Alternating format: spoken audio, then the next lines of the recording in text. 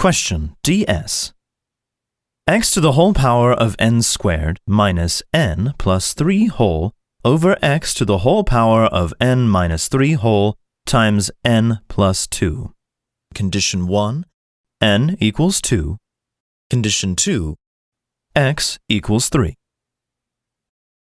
Solution. Let's solve this DS question using the variable approach. Second of the 7 properties of exponents.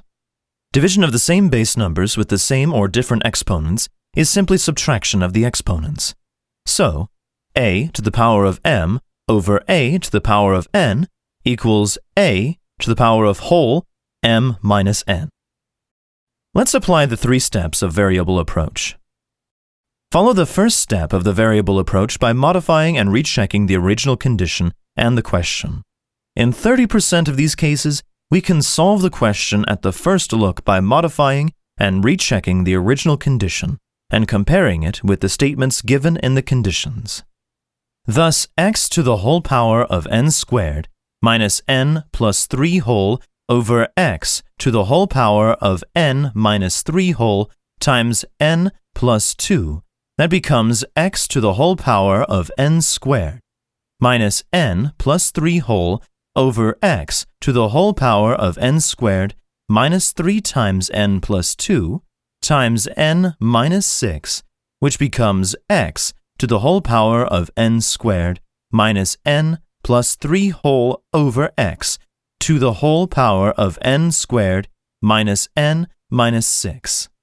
And, by the second property of exponent, x to the whole power of n squared minus n plus 3 whole over x to the whole power of n squared minus n minus 6 equals to x whole to the power of n squared minus n plus 3 minus whole of n squared minus n minus 6, which is x to the whole power of n squared minus n plus 3 minus n squared plus n plus 6.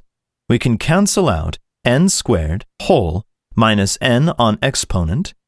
We get x whole to the power of n squared minus n plus 3 minus n squared plus n plus 6, which becomes x to the power of 3 plus 6. That is equal to x to the power of 9. We are looking for the value of x to the power of 9. Looking at condition 2, it tells us that x equals 3, and x to the power of 9 equals 3 to the power of 9. This is exactly what we are looking for, and the answer is unique, so condition number 2 is sufficient by CMT2, which states that the number of answers must be 1. Condition 1 tells us that n equals 2, but we cannot determine the unique value of x to the 9th power. So condition 1 is not sufficient by CMT2, which states the number of answers must be 1. Condition 2 alone is sufficient. Thus B is correct. Answer B.